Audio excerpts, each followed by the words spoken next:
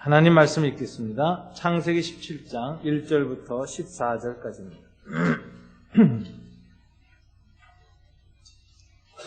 제가 먼저 1절을 읽겠습니다. 구약성경 20페이지 창세기 17장 1절입니다. 아브라함이 99세 때 여호와께서 아브라함에게 나타나서 그에게 이르시되 나는 전능한 하나님이라 너는 내 앞에서 행하여 완전하라.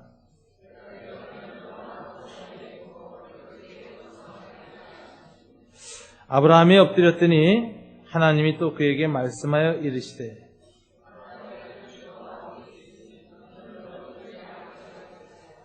이제후로는 내 이름을 아브라함이라 하지 아니하고 아브라함이라 하리니 이는 내가 너를 여러 민족의 아버지가 되게 함이니라.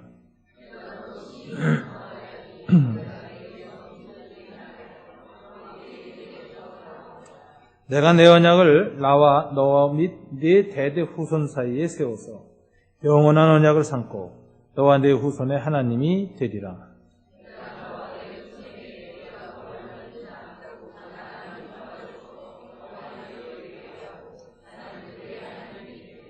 하나님이 또 아브라함에게 이르시되 그런즉 너는 내 언약을 지키고 네 후손도 대대로 지키라.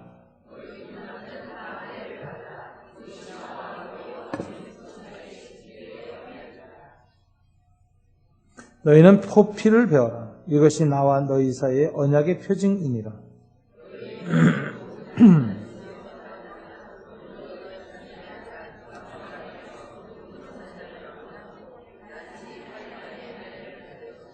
너희 집에서 난 자든지 너희 돈으로 산 자든지 할례를 받아야 하리니 이는 내 언약이 너희 살에 있어 영원한 언약이 되려니와 할례를 받지 아니한 남자 곧 그 포피를 베지 아니한 자는 백성 중에서 끊어지리니 그가 내 언약을 배반하였음이니라. 아멘. 기도하겠습니다. 하나님 아버지 감사합니다. 오늘 사랑하는 교우들과 함께 하나님께 찬양과 경배와 기도로 예배를 드리게 하십니다. 주님 이 시간에는 또 하나님 말씀 받는 시간입니다. 옛 이스라엘 백성이 시내산에서 모세를 통하여 말씀을 받았듯이 저희도 이 시간 말씀을 받기로 원합니다. 신비에 새겨진 거룩한 말씀 되도록 축복하시고 이 시간을 주장해 주시옵소서. 예수님 이름으로 기도드립니다. 아멘. 여러분들이 수영장이나 해변가에 가보면 안전요원들이 있습니다. 근데 물에 빠진 사람들은 이제 구출해내는 분들이죠. 그래서 높은 데서 이렇게 바다나 수영장을 지켜보고 있다가 허우적거리는 사람이 있으면 이 사람들이 가서 이제 구출을 합니다. 이분들이 구출한 요령이 있습니다. 아직 힘이 좀 남아서 퍼덕거리고 있으면 가까이 가지 않고 튜브를 던져줍니다. 그럼 그걸 벌컥 붙잡아가지고 배로 끌어들이거나 스스로 끌고 와서 이제 구원을 하지요. 두 번째는 퍼덕거리던 것이 좀 지나가지고 힘이 받쳐서 거의 한계상에서 힘이 빠져 있는데 아직도 힘이 남아있는 기색이 있을 때 가지 않습니다. 그때는 튜브를 던져줘도 못 잡아요. 정신이 없어서 놔둬요. 그래서 거의 기절돼서 물 먹고 기절해서 거의 몸에 힘이 툭 떨어질 때 가서 구출하는데 뒤로 다가가서 목을 끌어안고 구출하거나 아니면은 머리카락을 끌어당겨서 이제 여자인 경우는 구출합니다. 그 왜 그런가? 그 마지막에 이제 다 이제 쓰러졌나 보다, 이제 힘이 빠졌나 보다 해가서 탁 가서 구출하러 가는데 사람이라는 게 마지막에 무서운 힘이 나오거든요. 이제 죽는구나 싶은데 뭐가 와서 걸리면 살았다 하고 아주 초인간적인 힘으로 잡아챙기는데 거기 걸리면 수영선수고 뭐고 소용이 없습니다. 팔다리를 엉켜붙고 매달려 타는데 같이 물속으로 들어가 죽는 거예요. 그래서 이제 그렇게 구원 안 하죠. 제가 수영을 못해요. 근데 이유가 있어요. 제가 중3 때 그 당시 서울의 동대문 수영장을 갔었습니다. 근데 지금부터 40벌써 한 5년 전 얘기니까 그땐 서울 시내가요 수영장이라는 게 없었어요. 그러니까 서울 시립 수영장이 동대문 체육관 있는데 그 서른동장 그 안에 하나 있었어요. 거기 가보면 수영장이 그 서울에서 딱 하나니까 한 절반 갈라놓고 절반을 이렇게 레인을 해놓고 수영 선수들이 연습하도록 돼서 일반인이 못 들어가게 해놓고 나머지는 이제 들어가서 이제 거기서 이제 물장구 치고 노는 거죠. 그렇게 해놨는데 제가 이제 그쪽에서 이제 수영을 배운답시고 이렇게 하고 있었는데 갑자기 발이 땅에 안 닿더라고요. 그래서 덜컥 무서워지는 거예요. 깊은 데 왔다. 수영 못 하는데. 물을 꼬박꼬박 먹기 시작했어요. 그리고 꼬르륵 가라앉았어요. 가라앉았는데 허우적거리고 있는데 갑자기 뭐가 미끈한 게 지나가요. 붙잡았습니다. 붙들고 올라탔습니다. 그때 참 어머니 외에는 난생 처음 한 여자의 몸을 그냥 붙들고 올라탔는데 옆에 수영하던 여자 수영 선수가 있었어요. 그걸 붙들고 올라탄 거예요. 그런데 그 선수가 막 소리를 지르는데 뭐 감당이 됩니까? 내가 살려고 몸부림치는데 같이 꼬르륵 들어갔죠. 근데 그때도 그 코치가 절반 죽은 상태 됐을 때 둘을 끌어냈다는 거예요. 그래서 그 체험 이후로 이제 수영을 잘 못 배웠습니다. 근데 사람이라는 게 그래요. 하나님도 사람을 구원하실 때 비슷합니다. 하나님이 구원의 은총을 베푸실 때 아직 자기의 육신의 혈기나 육신의 생각이 남아서 지 생각, 지 뜻 가지고 허우적거리고 있으면 하나님 가까이 안 오세요. 하나님 내버려 두신다고. 다 죽어서 힘이 다 빠졌을 때 하나님이 시작을 하세요. 이게 원리예요.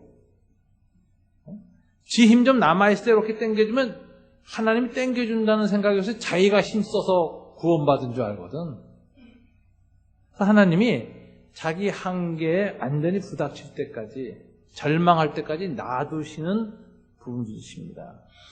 그분이 성격이 고약해서가 아니라 그래야 구원할 수 있기 때문에. 그래야 구원할 수 있어요. 진정한 구원은 힘 빠졌을 때 일어나는 것입니다.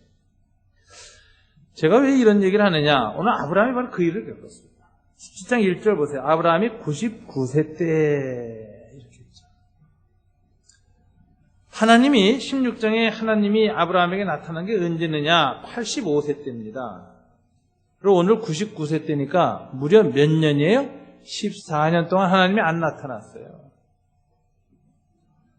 85세부터 99세 된 14년 동안 하나님은 아브라함에게 나타나지 않으셨고 아브라함을 내버려 두셨어요. 이게 침묵하시는 하나님, 숨어 계시는 하나님이라고 하는 거죠. 소위. 이 기간. 왜 이 기간을 하나님이 이렇게 아브라함에게 안 나타나셨는가? 그 앞에 16장에 보니까 아브라함이 하나님을 믿는다 하지만 지 힘이 남아있어. 그래서 하나님이 아브라함에게 내가 네게 후손을 주겠다라고 했는데 지 힘이 남아있으니까 야, 내가 하나님의 은혜만 힘입어서 자손을 얻는 게 아니라 내 힘을 좀 가지고 내 방식을 가지고 좀 한번 얻을 수 있지 않겠나 해서 한 일이 뭡니까? 지난주에 꼼수를 부렸는데 하가를 첩으로 얻어가지고 애를 낳았어요. 이스마엘을. 그러니까 이 85세 때 보니까 사라는 이미 그때 경수가 끊어서 애를 낳을 수 없는 상태에 들어갔지만 아브라함은 아직 정자가 생산되고 있었던 거예요. 그래서 그때 하가를 취해서 애가 나왔거든요. 아직 생식 능력이 있었던 거예요. 그러니까 아직 아브라함이 힘이 있었던 거예요. 육체의 힘이. 그리고선 하나님의 뜻을 그 방식으로 이루겠다고 딱 짐 쓰고서는 하니까 하나님이 그 태어난 아이 죽일 수는 없고 하나님이 축복하시고 지켜주셨지만 그러나 하나님이 결심하신 거예요. 야, 저 아브라함 안 되겠다. 아직 하나님 앞에 지심 남아가지고 펄펄 된다. 죽기까지 기다리자. 그리고 14년간 안 나타나신 거예요. 이 14년 동안 무슨 일이 있었는가? 아브라함 몸이 죽어버린 겁니다. 생식 능력이 이제 제로가 되고 있다. 몸의 생명의 기운이 완전히 사라질 때까지 하나님은 구경하시는 거예요. 그러니까 아브라함은 75세 하란에서 나올 때 하나님이 후손을 주겠다고 해서 나왔는데 10년이 지나도록 안 주시니까 자기 방식으로 하나님 뜻을 이루려고 첩을 얻어서 애를 낳는데 그 애도 아니다 그러시고 그래서 또다시 하나님 앞에 기다렸는데 무려 14년을 또 하나님이 아무 애 만들 이것도 안 나타내시고 더 무서운 것은 나타나지라는 거예요, 하나님이. 14년 동안 아브라함은 답답하죠. 이 침묵의 하나님이 답답하죠. 이 숨어 계시는 하나님, 은닉하신 하나님, 이거 정말 답답할 일입니다. 하나님이 돌아가셨나? 하나님이 기절하셨나? 하나님이 주무시나? 왜 나한테 나타나질 않으시나? 반응이 없는 거예요. 기도에도 응답이 없고 부르짖어도 하나님 가까이 있다는 느낌이 없고 하나님과 자기 사이는 아주 적막강산. 하나님 있는지 없는지 정말 의심이 들 정도의 하나님과의 무관계성 속에 14년을 박혀 있었습니다. 그리고 이 기간 동안에 완전한 한계 상황으로 가는 거죠. 절망. 육체로는 자식을 낳을 힘이 없는 절망 속에 14년이 지나갔다라는 거죠. 왜 이렇게 절망 속에 하나님은 내버려 두시는가 아브라함을? 이건 인간이 완전히 절망해야 하나님의 은혜가 시작되고 하나님의 구원이 구원답게 이룰 수 있기 때문에 그렇습니다. 그래서 이 기간을 뭐라고 보냐? 숙성기간이다라고. 숙성기간은 그냥 가만 놔두면 숙성이 되는 거예요. 가만 놔둬. 그러면 이 기간 동안에 신앙이 질적으로 아주 깊어집니다. 진한 맛이 납니다. 마틴 루터는 그래서 이런 말을 했어요. 나타나시는 하나님과 숨어 계시는 하나님, 이 신학적으로 계시하시는 하나님, 은닉하시는 하나님, 또는 신명기에 보면 음미하신 하나님, 이런 뜻이 있는데 하나님 두 가지 방식으로 나타내시는데 계시하시는 하나님보다 숨어 계시는 하나님이 내 신앙을 더 크게 온전케 만든다, 이렇게 고백을 했습니다. 여러분, 하나님께서는 사람이 거듭나고 한참 자랄 때는 사람을 품에 안고 키우시고 자주 만져주시고 손을 끌어주시고 이적과 능력으로 자신이 살아계시는 계속 나타내세요. 그래서 그때는 신앙이 막 쑥쑥 자라죠. 아마 사춘기까지는 하나님이 그렇게 하시는 것 같아요. 그래서 아이들도 사춘기 육체 자랄 때까지 보면은 아주 부모와 함께 있으면서 하지만 쑥쑥 자라는데 그때 하나님이 기적과 이사와 드러내심으로 자기 백성을 키우시는 단계입니다. 사춘기 이제 딱 들어서고 나면은 하나님이 이제 내버려 두세요. 이게 숨어 계시는 하나님이에요.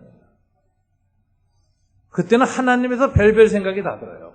그 전까지는 의심 안 했는데 여러 가지 의심도 들고 회의도 들고 하나님에 대해서 별별 생각이 다 들고 하나님과의 거리감이 멀어지고, 그런데 이 기간이 뭐냐? 하나님 앞에서 질적으로 성숙하는 기간입니다.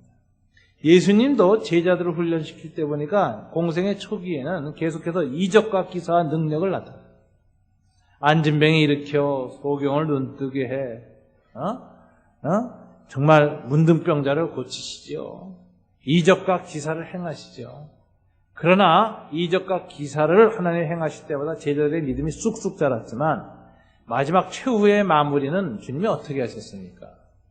이적과 기적을 베푸신 신이 아니라 죽은 신, 십자가에 매달린 하나님, 무력하게 죽어버린 신으로 나타납니다. 근데 그 무력하게 죽어버린 신, 십자가에 달리신 그리스도 앞에서 사실 신앙은 마지막 성숙이 일어나는 건데 제자들이 이거 감당을 못했어요. 다 도망갔어요. 요한 외에는, 사도 요한 외에는 다 도망갔고, 그 제자 중에서 11명 중에서 한 명은 가룟 유다, 예수를 배반하고 팔아넘겼죠. 무력한 신, 로마군에 잡힐 신, 능력이 없는 신은 내가 믿을 필요가 없고 신이 아니다라고 생각이 든 거예요. 그래서 이 하나님의 침묵 기간에 배신한 사람이 가룟 유다입니다. 시험에 들어서. 이때 배신까지는 안 했지만 이 하나님의 침묵 앞에서 신앙이 흔들려가지고 일시적으로 주님을 3번이나 부인한 사람이 사도 베드로입니다. 나머지 제자들도 다 예수님이 십자가 처형당할 때 그 밑을 지키지 못하고 도망갔어요. 우린 여기서 하나님께서는 기적과 말씀으로 자기를 계시하실 때보다 십자가상에서 죽으신 하나님, 십자가상에서 깊은 침묵 가운데 고요하신 하나님, 이 하나님이 사실은 하나님의 계시를 가장 깊이 드러내는 때입니다. 나를 위해서 대신 죽으신 하나님, 십자가에서 보혈을 흘리심으로 인류를 구원하시려는 깊은 계시를 드러내는 하나님, 나를 향한 무한한 사랑을 깊이 드러내는 그 자리가 십자가의 자리죠. 그래서 십자가의 자리야말로 숨어 계시는 하나님, 은닉의 하나님이 드러나는 자리입니다. 근데 그 하나님의 침묵의 시간을 끝까지 잘 버티고 견딜 때의 신앙은 성숙하고 완전해지는 거예요. 그걸 못 견뎌내면 설익은 신앙이 되는 것이요, 깊은 맛이 없습니다. 아브라함도 24년 동안에 하나님의 내버려둠, 침묵 속에서 하나님의 신앙이 이제 숙성돼가는 과정을 거치는데 어떤 신앙이 숙성됐을까요? 아브라함은 이 과정을 거치면서 뭘 안에 생기는가? 이제 나는 끝났다. 내 몸 안에는 이제 씨앗이 없다. 약속의 후손이 자연과 섭리의 방식으로는 내 안에 일어날 수 없다라는 걸 철저히 깨달은 시간입니다. 근데 이 철저한 절망의 끄트머리에서 무슨 생각이에요? 이렇게 이제 완전히 절망이 됐는데 만일 하나님이 그 약속을 이루신다면 어떻게 하셔야 돼요? 내 죽은 몸을 다시 살리셔야 돼요. 근데 그거는 기적이에요. 자연의 섭리를 뛰어넘어간 능력이 와야 돼요. 그거 외에는 방법이 없어요. 그래서 자연적으로는 바랄 수 없는 절망의 상황이지만 하나님의 약속은 이 절망적인 자연 상황을 넘어서서 자연 법칙을 넘어간 능력과 권능이 있을 때에만 하나님의 언약은 실현될 수 있다라는 믿음을 갖게 되는 단계가 바로 이 99세에 이른 단계다. 이걸 누가 말하느냐? 사도 바울이 설명을 해요. 로마서 4장 18절 보면 사도 바울이 아브라함이 99세 100세 때에 그 중심에 일어난 신앙의 변화를 이렇게 설명합니다. 다 같이 읽어볼까요? 아브라함이 바랄 수 없는 중에 바라고 믿었으니. 바랄 수 없는 중에 바라고 믿었다. 현실은 뭐예요? 절망에 바랄 수가 없어요. 절망의 끄트머리에서, 절망의 절벽 끄트머리에서 그는 이 절망을 넘어가는 길은 내 안에 있는 어떤 능력으로는 아무리 용을 쓰고 애를 써도 넘어갈 수 없고 오직 누구만 넘어가게 하실 수 있다? 하나님, 전능하신 하나님만이 나를 넘어가게 할 수 있다 라고 바라보고 믿게 됐다. 비로소 아브라함은 99세 때에 이르러서 자기를 바라보지 않고 전능한 하나님을 온전히 오직 믿음으로 순결하게 바라볼 수 있는 단계에 이르렀는데 그 과정이 14년이나 걸렸다. 근데 이 과정 중에 하나님이 자신을 어떻게 나타내셨는가가 17장 1절에 나와요. 다 같이 한번 읽어볼까요?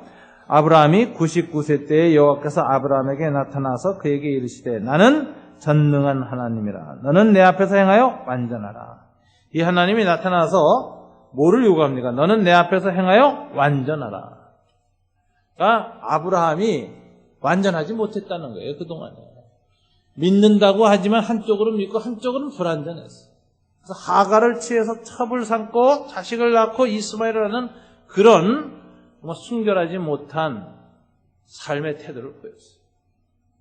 근데 하나님 14년의 과정을 거쳐서 14년 만에 그가 99세 때에 나타났으면서 이제는 너는 완전해져라. 내 안에는 인간적인 그런 독소, 악한 것, 육적인 것이 다 사가지고 녹아지고 쓰러져서 신앙적으로 성숙해지도록 하라. 여기 완전이란 단어는 이런 뜻입니다. 완벽하다는 뜻이 아니라 이런 뜻이에요. 여러분, 이 완전하라는 말이 무슨 뜻이냐요? 잘 성경의 완전 개념을 이해해야 되는데 두 가지 개념이 있습니다. 하나는 다 구비됐다 이런 뜻이에요. 애가 딱 태어나면요, 부모가 제일 먼저 하는 게 뭐냐면은 의사들도 그렇고 눈, 코, 귀, 입, 손, 발을 다 체크합니다. 눈으로 초점에 맞추고 보는지, 애가 귀로 듣는지, 우는 거, 뭐 이런 거 다 체크하고, 그 다음에 손가락, 발가락 10개 다 보고 손발을 이렇게 두들겨 보고 만져봐서 반응하는지 신경이 이상하게 다 봐가지고 탁 내놨습니다. 이게 완전한 거예요. 왜냐, 이 아이가 비록 작은 핏덩어리지만 눈, 코, 귀, 손발, 사지가 다 완벽하게 구비되어 있어야 앞으로 완전하게 자라요. 근데 태어날 때부터 손가락 9개는 정상인데 1개는 없다. 그러면 그게 아무리 먹이고 키워도 그 하나는 안 자라는 거예요. 장애가 오는 거거든요. 그래서 성경에서 말하는 완전해지라고 할 때는 모두 잘 구비됐다 하는 개념이 있어요. 이 perfect라는 단어가 이런 뜻입니다. 그 다음에 두 번째, 아무리 태어날 때 완벽하게 태어났어도 자라는 과정에서 발가락 9개는 다 자라는데 마지막 1개가 안 자란다. 그러면 또 장애가 되죠. 그래서 두 번째는 growth, 성숙이라는 게 온전히 잘 구비되어지고 그것이 성숙되어져 가는 과정 자체를 완전해지는 과정이다. 완전은 과정의 의미를 갖고 있어요. 그러니까 하나님이 아브라함한테 내가 완전해지라 하는 말은 바로 그렇게 잘 균형을 가다듬어져 가지고 성숙하는 과정으로 나아가라 하는 거예요. 근데 이 성숙을 이제 할 수 있는 유일한 근거가 있습니다. 그건 하나님이 누구이신가 깨닫는 겁니다. 여기서 하나님은 자기를 누구로 나타나셨어요? 19장에 있죠. 나는 전능한 하나님이라. 원문에 보면 엘샤다이로 나타났어요. 엘샤다이. 전능한 하나님. 이 전능한 하나님이란 하나님의 칭호가 갖는 의미가 아주 의미심장합니다. 엘샤다이. 이게 뭐냐? 이 의미를 우리가 잘 보려면 하나님이 창세기에서 자기를 어떤 하나님으로 나타내셨는가를 봐야 돼요. 첫째 창세기 1장 1절에 보면 하나님이 세상에 태초에 천지를 창조하셨다 했는데 그때 하나님은 신명이 뭐냐? 창조하는 엘로힘이에요. 엘로힘이라는 것은 어떤 뜻이냐? 엘은 신인데 엘로힘은 장원 복수형인데 이것은 신 가운데서 가장 우주의 왕이신 신, 그리고 세상을 창조한 신, 전능성을 가지고 가장 탁월한 왕이신 하나님, 주권자 하나님, 창조자 하나님, 이게 엘로힘이에요. 하나님은 천지 만물을 통해서 이 세상 인간들에게 자기 자신을 엘로힘으로 계시하셨어요. 그런데 하나님의 이 계시가 또 나타나는데 어떻게 나타나느냐? 하나님의 이름의 가장 두 번째 뚜렷한 이름이 여호와예요. 여호와. 근데 여호와 하나님 주로 언제 하나님이 여호와로 자기를 나타내셨는가? 모세 출애굽 때부터 본격적으로 나타났어요. 그 전까지는 여호와라는 칭호가 성경에 나오긴 나오지만 그것은 출애굽 경험 이후에 그 엘로힘, 그 언약하시고 임하신 하나님을 여호와로 부른 거지. 아브람과 이삭과 야곱 당대에는 여호와라는 이름이 잘 몰랐고 그 뜻을 잘 몰랐고 여호와라는 이름이 뚜렷하게 계시된 것은 출애굽 때 모세 때부터 나타납니다. 그럼 여호와라는 하나님의 이름은 뭐냐? 구원의 하나님이에요. 온 천지 만물을 창조하고 다스리시는 신일 뿐만 아니라 죄에 빠진 인간을 구원하기 위해서 인간의 역사에 참여하시고 동참하시는 하나님이에요. 그래서 이런 하나님은 언약의 하나님, 구원 언약을 성취하시는 하나님.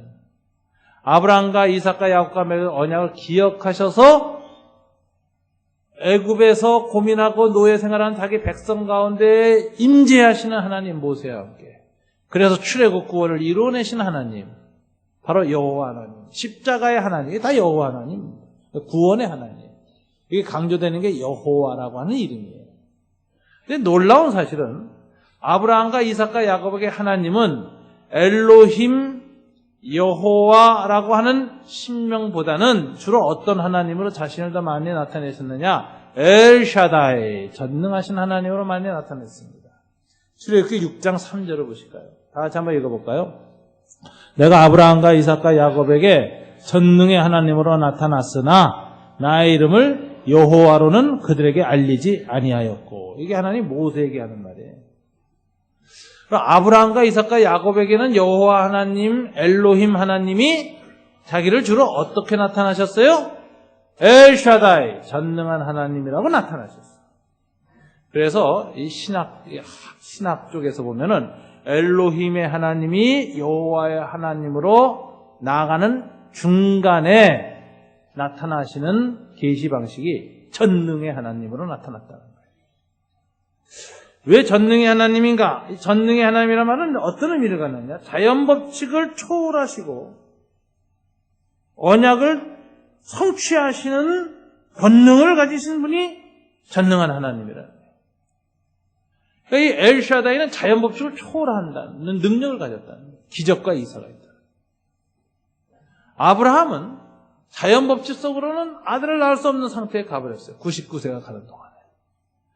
그런데 그 아브라함이 절망의 끄트머리에 있고 자연 법칙의 한계에 딱 있을 때 하나님이 누구로 나타나셨어요? 엘샤다이. 나는 엘샤다이다. 자연 법칙을 넘어가는 권능의 하나님이다. 이 하나님을 믿으면 너는 네 경험과 네 생각과 네 자연 법칙 안에서 절망하고 있는 것을 넘어서서 바랄 수 없는 중에 바라고 믿게 되는 단계에 이른다. 절망을 넘어가는 신앙을 갖게 된다. 그래서 너는 엘로힘 하나님이 너에게 구원의 언약을 이루는 여호와 하나님으로 깨닫기 전까지 뭘 경험해야 돼요? 하나님의 권능, 언약을 이루시는 능력, 초월적인 힘, 엘샤다이를 체험해야 된다. 그래야 구원의 하나님을 알 수 있다. 여러분이 신앙에 대해서 성경으로 여러 가지 깨닫고 여기 있어도 신앙은 마지막 상황에서 하나님의 전능한 하나님에 대한 믿음이 탁 생길 때, 체험이 있을 때 정말 여호와 하나님에 대한 신앙이 온전해집니다. 그래서 저는 이 하나님의 침묵 기간에 우리가 그 마지막에 숙성이 되면서 탁 씨앗이 발아듯이 나오는 그 마지막 신앙이 뭐야 되느냐? 엘샤다이 신앙이다. 하나님 왜 우리에게 침묵하시고 우리를 내버려 두십니까? 왜 우리를 고독하게 버려 두십니까? 왜 가까이 다가와서 도와주지 않으십니까? 놔두시는 이유는 그거예요. 아직도 내 안에 인간적인 힘이 남아있어. 허둥대고 있으니까. 너는 그게 다 죽어서 완전히 소멸될 때까지는 나의 전능성을 체험할 수 없느니라. 내 전능성의 완전함을 네가 체험하려면 이 안에는 네 힘이 다 빠지고 사라져야 된다. 기다리시는. 그래서 하나님이요, 자신만만하게 시작한 사업을 망하게 하시는 거예요. 그래서 완벽한 준비를 갖고 시작했는데 무너지게 하시는 거예요. 이렇게 하면 틀림없이 된다고 딱 계산하고 시작했는데 계산이 다 무너지게 하시는 하나님이라고.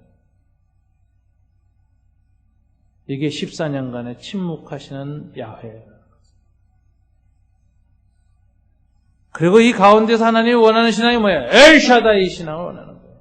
네가 무너질 때, 네가 한계에 부닥쳤을 때, 네가 절망했을 때 그 절망을 넘어갈 수 있는 길은 천지를 창조하시고 약속을 이루시는 이 엘로힘이시오 여호와이신 이분이 너의 삶 가운데서 그 약속을 이루기 위해서 엘샤다이로 전능함으로 나타나는 것을 너는 체험하고 알아야 된다. 이래서 야곱이, 이 아브라함이 그 하나님을 체험하면서 이삭을 잉태하게 됩니다. 이건 전능한 자연 법칙을 넘어간 하나님의 법칙이죠. 아브라함이 이게 99세 100세 가서 겨우 이 신앙에 들어섰는데 참 놀라운 일은 젊은 여자가 이 신앙을 젊었을 때 가진 여자가 있어요. 누구냐? 마리아. 천사가 왔어요.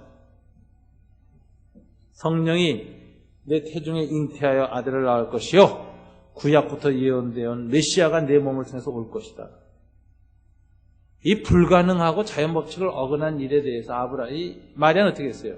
주의 말씀대로 이루어질지이다. 믿음으로 받으라. 그랬더니 잉태해서 예수님이 태어났어요. 그런 측면에서 보면 아브라함보다 신앙이 더 깊은 분이 누구예요?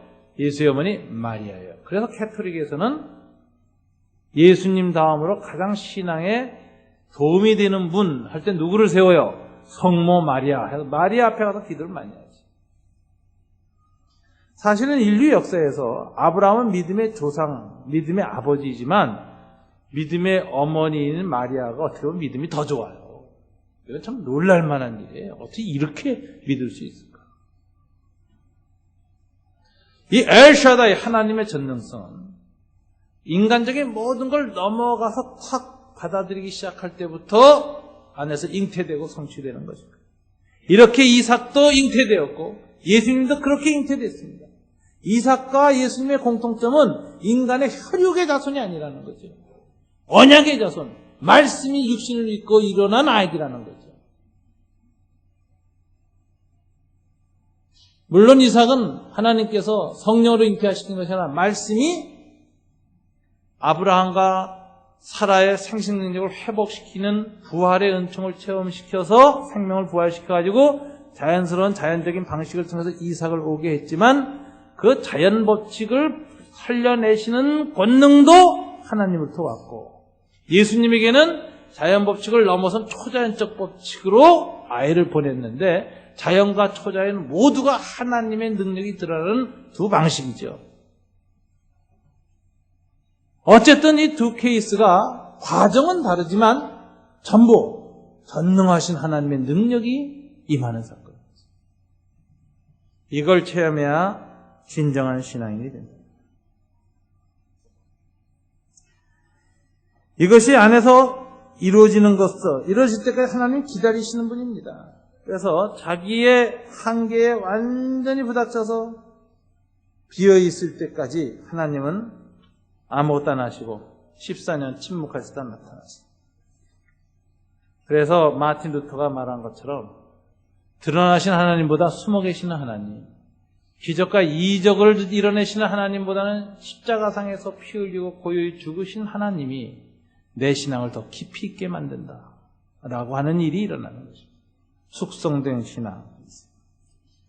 이렇게 숙성시켰을 때 하나님이 나타나셔가지고 다시 약속을 하시면서 약속을 두 증거를 주십니다. 첫째는 이름 바꿔주는 일을 행하세요. 여러분 5절 보세요. 다 같이 해볼까요? 이제부로는 네 이름을 아브라함이라 하지 아니하고 아브라함이라 하리니 이는 내가 너를 여러 민족의 아버지가 되게 하려 합니다. 아브라함이라는 이름은 뜻이 존귀한 아버지. 이제 개인적인 소망이 담겨져 있는 거죠. 그러니까 아버지 데라가 아들을 아브라함이라고 할 때 너는 아비가 될 때 존귀한 아버지가 되라. 존경받는 아버지가 되라. 이렇게 이름을 붙여줬어요. 아버지가 자식들한테 이름 붙여줄 때 보면 개인적인 소망이 담겨 있습니다. 그래서 이제 아버지가 많은 생각하고 자식 이름 붙이죠. 또 할아버지한테 의뢰하면 할아버지가 많이 생각하고 붙입니다. 아니면 또 장명가한테 가요. 그래가지고서 뭐 참 사주팔자 다 봐가지고 또 이름 붙여줍니다. 또 가끔 저한테 이름 붙여드리려는 사람도 있어요. 저도 그때부터 고민합니다. 이거 또 한글 이름과 또 한자도 또 이제 사고편 갖고 지져야 되고 또 이 성명학 같은 책을 보니까 획이 또 이 짝수와 홀수가 엇갈려야 돼. 그래서 또 그것도 또 안 믿는 사람 부모들이 보면은 안 믿는 그 할아버지나 그 한문 쓰는 거 보면 또 그거 보고 뭐 목사가 이런 이름 지어주네 이럴까봐 제가 또 그런 사람들도 뭐 전도는 못해도 그래도 이런 생각 고려해서 또 이름을 만들고 하다 보니까 굉장히 힘들어요 이름 지어주는 게. 그런데 이 하나님의 이렇게 이제 부모가 자식한테 이름 지어줄 때 아버지의 개인적 소망이 담겨져 있는데 오늘 보니까 하나님 이름을 바꿔줘요. 아브라함을 아브라함으로. 이건 하나님의 소망과 축복이 담겨집니다. 아브라함이라는 뜻은 뭐냐? 열국의 아버지예요. 모든 민족들의 아버지. 그러니까 그 전에 아브라함은 개인적인 성취죠. 그러나 이건 뭐예요? 하나님의 구원의 성취죠. 내 후손으로 오는 그 약속의 후손으로 인해서 천하 만민 열방이 다 구원으로 하나님 백성이 될 것이다. 예수님을 이 땅의 모든 인종들이 다 받아들이고 구원 얻게 될 것이다. 그래서 너는 믿음의 조상 열국의 아버지가 될 것이다. 약속을 하셨는데 유대인만의 조상이 아니야. 이스라엘 백성들만의 조상이 아니라 온 세계 모든 민족들의 아버지가 될 것이다.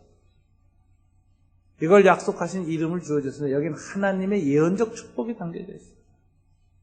하나님은 아브라함을 숙성시키고 14년간의 긴 침묵 속에서 드디어 자기 한계를 넘어서서 바랄 수 없는 중에 여호와 하나님을 바라는 마음을 딱 갖게 되니까 나타나셔서 나는 엘샤다이 전능하신 하나님, 너는 네 한계를 넘어서서 완전히 의뢰하는 신앙의 자세에 들어서라. 그리고 내가 그 믿음이 시작되는 너를 축복하여 내 이름을, 그 약속이 성취된다는 미리 예언으로서 내 이름을 아브라함에서 아브라함으로 바꿔준다. 캐토릭에서는 세례를 받을 때 세례명을 줍니다. 그죠? 그게 바로 이런 데서 그런 거예요.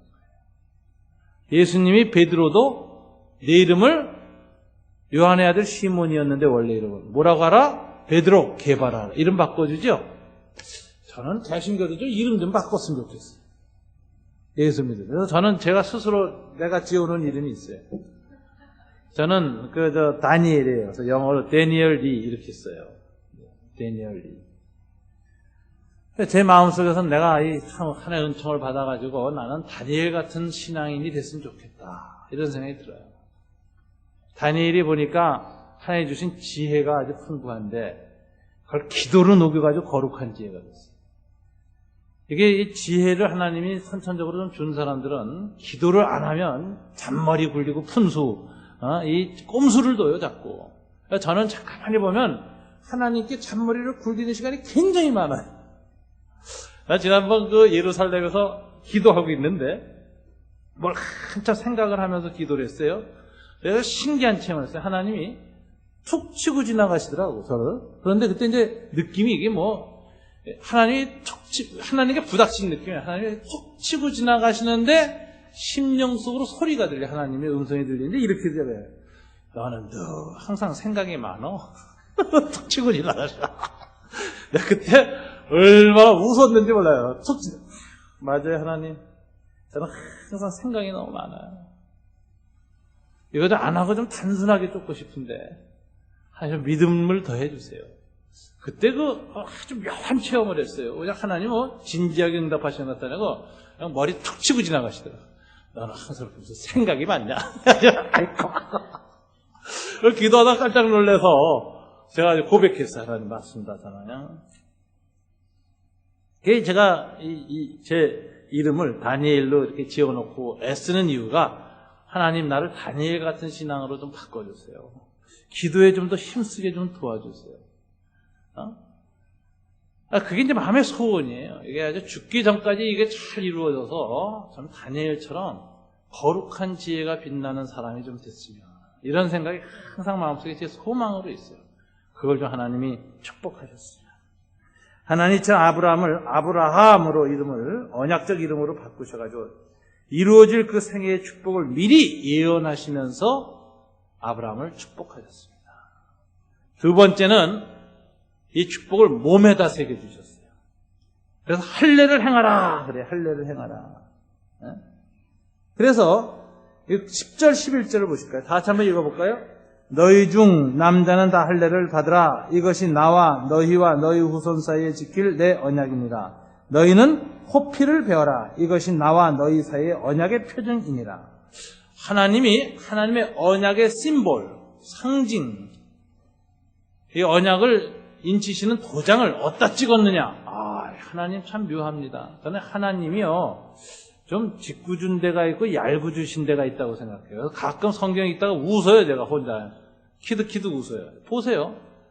하나의 도장을 좀 이마에 찍어주신 데다가 손바닥에 찍어주시면 참 좋잖아요. 근데 참 얄궂게 하나님, 야, 너 고추 끄트머리에다 쾅 도장 찍어주시는 게 언약의 표징을 생식기 끄트머리에다 두신다는 거예요. 근데 이 당시에 이 아브라함 당시에 이미 중분동 문화에 이 할례 문화가 일반적으로 있었어요. 그 왜 그러냐? 이 중동 지역은 모래폭풍과 바람이 많이 불어요. 그래서 미세먼지가 날라오기 때문에 눈병 환자가 그렇게 많습니다. 예수님 당시에 소경 그렇게 많잖아요. 눈병 그렇게 많아요. 지금도 그래요. 그래서 항상 중동 지방 항상 선글라스 쓰고 다녀요. 눈 버려요.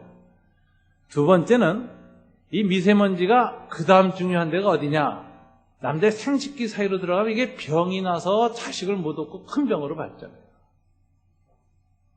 그렇기 때문에 중근동 사람들은 경험으로 알았어요.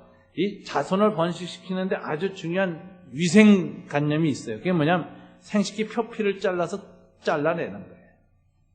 그러면 이물질이 안 껴가지고 깨끗한 상태를 유지하고 자식을 낳는데 유리한 거예요. 그래서 이제 할례를 하는데 이게 누구나 하는 게 아니라 그냥 선택사항입니다. 그냥 원해서 하는 거예요. 이 당시에.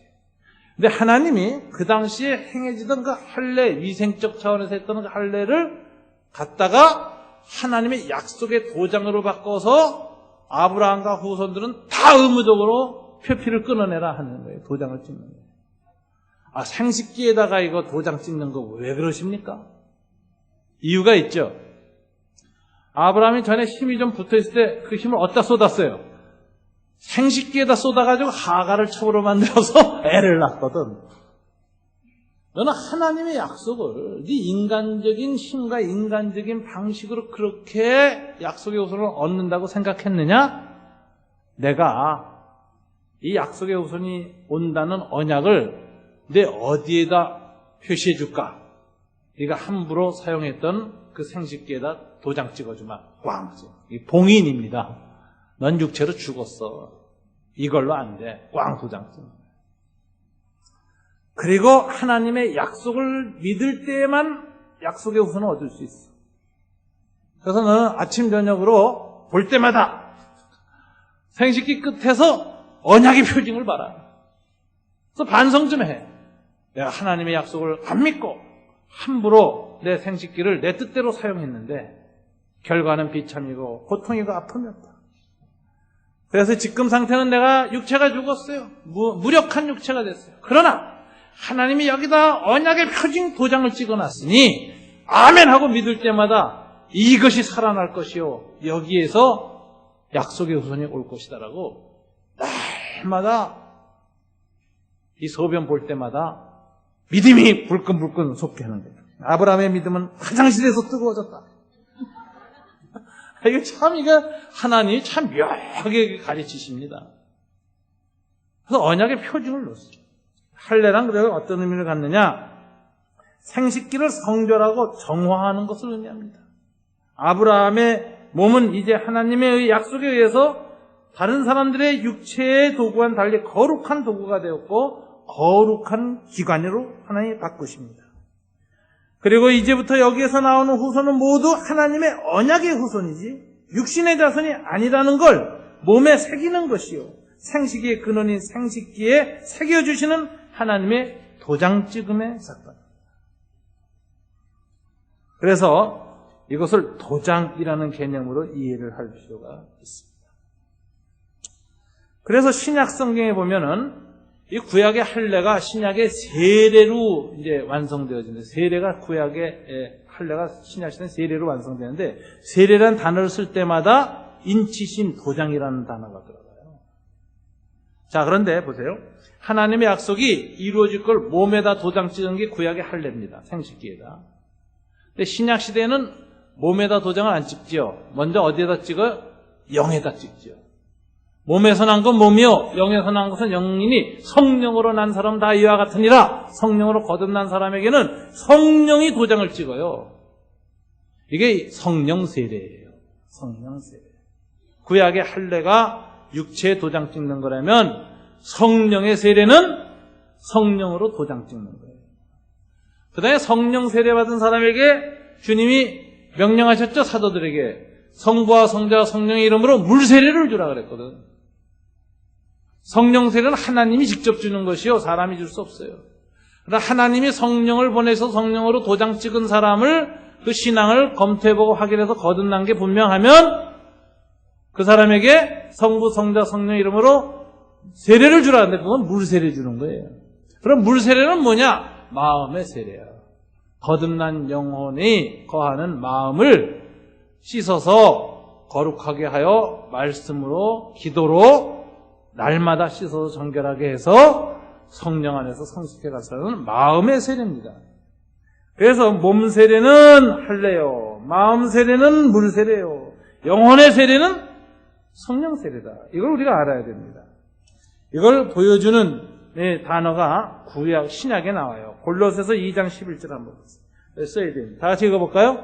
또 그 안에서 너희가 손으로 하지 아니한 할례를 받았으니 곧 육의 몸을 벗는 것이요 그리스도의 할례니라. 여기서 보세요. 손으로 하지 아니한 할례가 있죠. 손으로 한 할례가 뭡니까? 구약시대에 손으로 생식계 표피를 끊어내는 할례거든. 근데 그리스도 안에서는 그 육신의 몸을 벗는 할례가 아닌 것, 다른 것을 받아요. 뭐죠? 그리스도의 할례니라. 그럼 그리스도의 할례라는 게 뭐냐? 성령으로 거듭나는 것이 있는 것입니다. 그래서 로마서 2장 29절 하나 건너뛰어서 다 같이 읽어볼까요?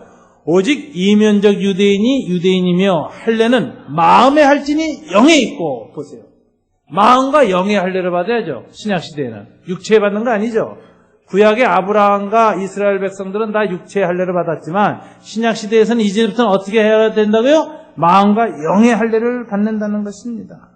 그럼 마음과 영의 할례는 어떻게 받느냐? 성령으로 받아요. 에베소서 1장 13절 보세요. 에베소서 1장 13절. 다 같이 읽어볼까요? 그 안에서 너희도 진리의 말씀 곧 너희의 구원의 복음을 듣고 그 안에서 또한 믿어 약속의 성령으로 인치심을 받았습니다. 복음을 듣고 믿을 때 성령이 도장을 찍어버려서 거듭나는 거예요. 하나님의 소유가 되어버려요. 육신의 자아는 봉해지고 성령의 자아가 생기는 거예요. 말씀이 힘으로도 역사하는 거예요. 그래서 말씀을 듣고 믿을 때 언약의 말씀으로 능력이 임하는데 그때 인치시는 거예요. 하나님 백성에서 언약의 후손이 되는 거예요. 언약의 후손은 말씀의 후손이에요. 말씀을 듣고 믿을 때 성령이 도장을 찍으면서 언약 후손으로 바꿔요. 이 일이 성령 세례 받을 때 일어나는 것이다. 그래서 로마서 4장 11절 한번 읽겠습니다. 4장 11절. 다 같이 한번 읽어볼까요? 그가 할례의 표를 받은 것은 무할례 시에 믿음으로 된 의를 인친 것이니. 보세요. 아브라함이 할례를 표를 받은 것은 99세입니다. 그런데 이건 어떤 것이냐? 무할례 시 때 85세 될 때에 믿음으로 된 의, 창세기 15장입니다. 하늘의 별 바닷가의 모래처럼 후손을 주겠다는 하나님의 말씀을 약속할 때 아멘하고 믿으니 그 믿음을 의로 여기셨다. 창세기 15장 7절이죠. 이 믿음으로 된 의를 몇 년 후에 인치셨어요? 24년 후에 인치셨어요. 중간에 물론 10년 후에 하갈한테 장가 들어가면서 믿음으로 된 의가 좀 해상되긴 했지만 여기에서 14년의 침묵 가운데 고난을 받고 고생을 하면서 다시 그 창세기 15장 7절 75세 때 하나님 주신 약속을 믿었을 때 주신 의를 다시 회복하고 있을 때 하나님이 할례를 베풀면서 아브라함의 믿음에 도장을 찍었더라고요. 인쳤다.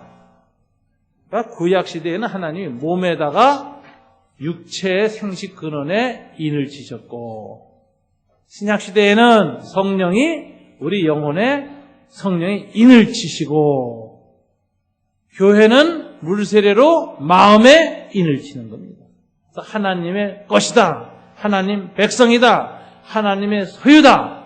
이제부터는 말씀으로만 살아야 된다 하는 것을 확인시켜주는 게 신약의 할례다.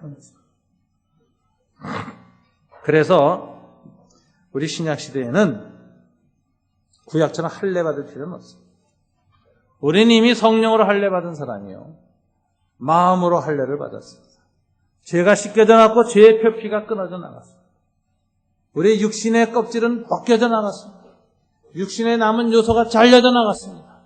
그래서 앞으로는 어떻게 돼요? 더욱 하나님의 말씀에 대한 전능성을 오직 믿음으로 여호와 하나님에 대한 신앙을 키워가야 합니다. 엘샤다이의 신앙을 통해서 야훼 하나님에 대한 신앙으로 나아가는 과정이 아브라함과 이삭과 야곱 족장 시대의 신앙의 경로였습니다. 저와 여러분도 2011년을 시작하시면서 12년을 시작하시면서 이 엘샤다이 하나님을 체험하시고 그리고 하나님의 능력을 통해서 여러분들이 바랄 수 없는 중에 바라고 믿는 믿음의 성숙이 시작되어져요. 숙성이 시작되어져요. 온전해지고 완전해지고 깊이 있어지면서 하나님의 언약이 여러분 안에 실현되는 것을 체험하시길 주님 이름으로 축원합니다. 2012년에는 하나님의 약속을 여러분이 끝까지 붙잡아서 가장 한계 상황, 절망적인 상황, 그리고 인간적인 방식으로는 도저히 안 된다고 하는 상황에서도 포기하지 않고 전능하신 하나님 바라보고 쓸 때 반전시키신 하나님, 새 생명 주신 하나님, 새로운 일을 일으키신 하나님 만나고 체험하는 은혜가 있으시기를 주님 이름으로 축원합니다. 기도하겠습니다.